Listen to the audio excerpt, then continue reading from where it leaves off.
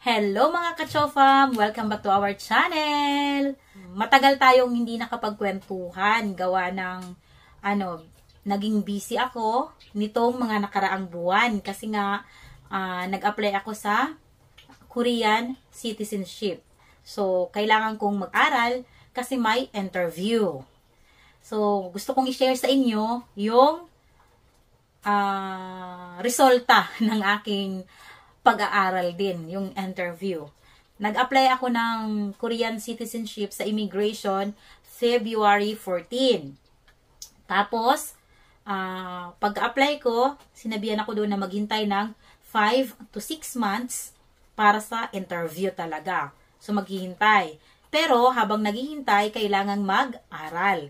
Kasi nga, may interview, di ba? So, yon nag-apply ng 14, nakatanggap ako ng message ng June 6 yata, yung June 6, parang ganun. Yung interview ko ay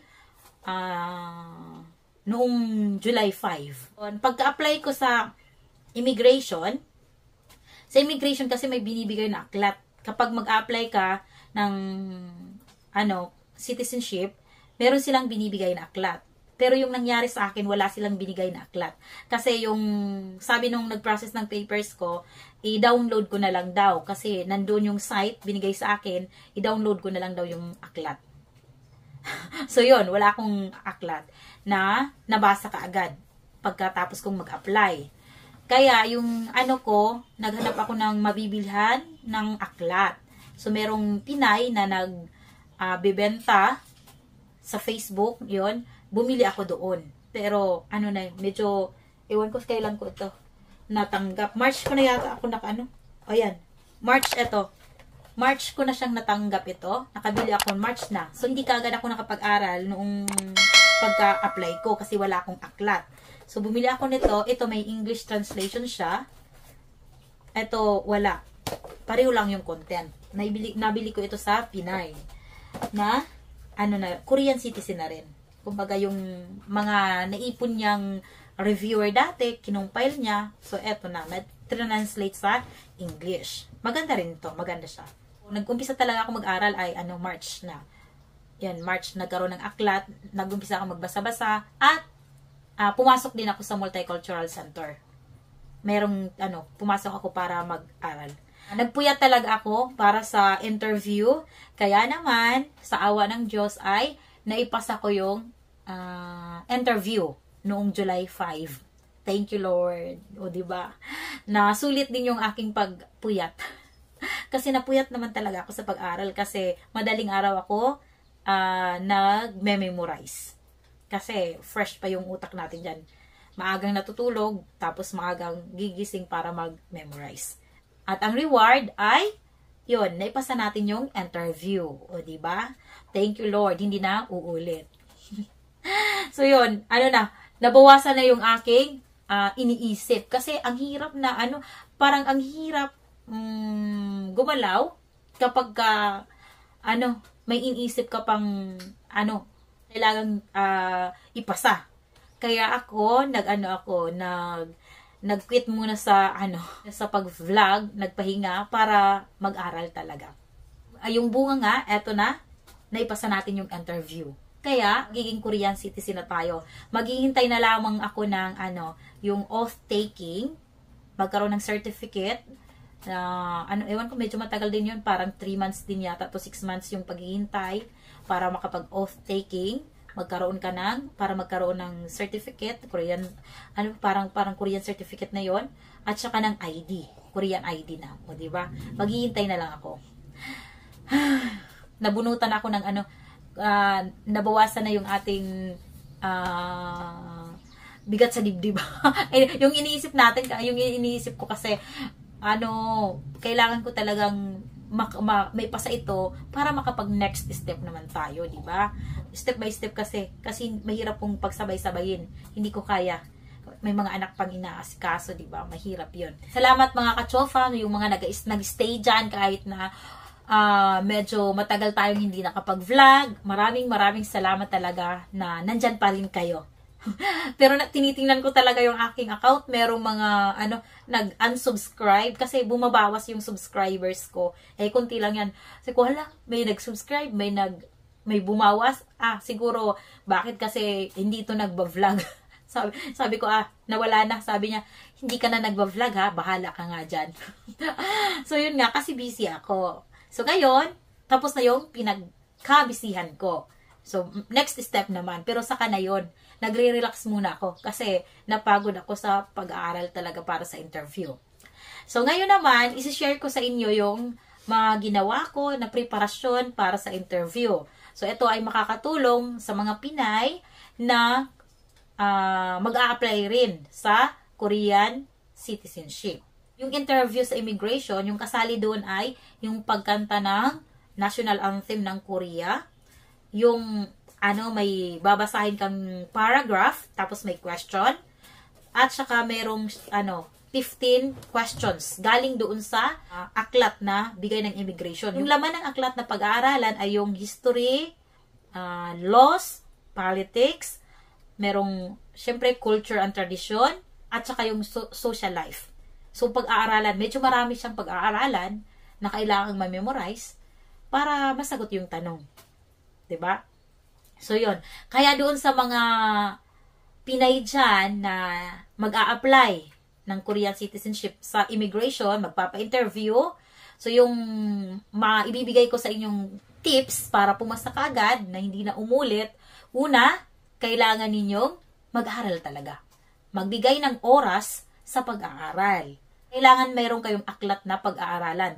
So, kung meron kayo nang galing sa immigration, pwedeng yun na yung pag-aralan ninyo. Kasi nandoon na yung mga itatanong sa inyo. Pero, medyo mahirap yung laman ng aklat na yon. Kaya pwede rin kayong bumili ng ibang aklat. Lalo na yung, kung gusto nyo may translation ng English, mayroong nagbebenta niyan sa Facebook. May Pinay na gumagawa niyan. Tinranslate nila para, kinumpile nila yung mga questions, tapos i-translate, yun, ibebenta nila. Pwede kayong bumili niyan. Pangalawa, kung may oras din lang, pumasok kayo sa Tamunwa Center. Mag-register kayo. Kasi sa Tamunwa Center, di ba, merong teacher na magtuturo sa mga gustong maging Korean citizen. Yung magpapa-interview, meron. So, dito sa amin, nag-register ako, nag-aral din ako. Simula March. March hanggang hanggang sa ako sa interview ko noong July. So, pumasok ako, yung una, March hanggang, March, April, May. Hanggang May, 3 times a week yung aming klase. 3 times a week na, 3 hours bawat araw. So, maganda yung pupunta ka tayo sa Tamunwa Center, mag-aaral, kasi, napopractice tayo. Yung teacher kasi doon ay laging nagtatanong. Recitation lagi. So, yung kagandahan noon, kasi tayo, di ba, kapag nabigla tayo, kinabahan tayo, parang hindi tayo makakapagsalita. Ganon din ako, kapag parang kabado, mahirap magsalita. So, sa Tamunwa Center, mapapractice tayong magsalita. Masasanay tayo. So, makokontrol natin yung kaba natin. Kapag dumating na yung time ng interview natin, at least, hindi na talaga yung sobra na yung manginig tayo sa kaba, di ba? So, kakabahan tayo, natural yon, pero na lang siya. Kumbaga, hindi na siya sobrang lakas ng kaba mo. Meron kaba, konti na lang yan. Dahil na, nasanay kayo doon sa, sa recitation sa Tamunwa Center. At, marami din inputs na binibigay yung teacher. Minsan, may mga inputs siyang binibigay na wala sa aklat. Karagdagang kaalaman yun. Maganda rin yun, di ba? At saka, yung pagsasalita, nasasanay tayo sa yung mga salita sa kapwa natin, mga klase, yun, masanay din tayong makinig ng salita. Kasi, yung puro Korean talaga, yung maririnig natin. Masasanay tayo. So, yun ay, kailangan talaga yan. So, yung pangatlo na dapat ninyong gawin ay makinig din kayo ng tutorial sa YouTube. Merong mga tutorial sa YouTube na yung yung mga questions para sa interview, mga sample questions ay na-upload sa YouTube. Meron ding answers, meron ding walang answer. So, magpa-practice kayo sa yung listening. ability natin. Napapractice tayo. Malaking tulong po yun. Yung araw-araw na pakikinig doon, malaking tulong talaga yun. Napakalaking tulong kasi nasasanay tayo.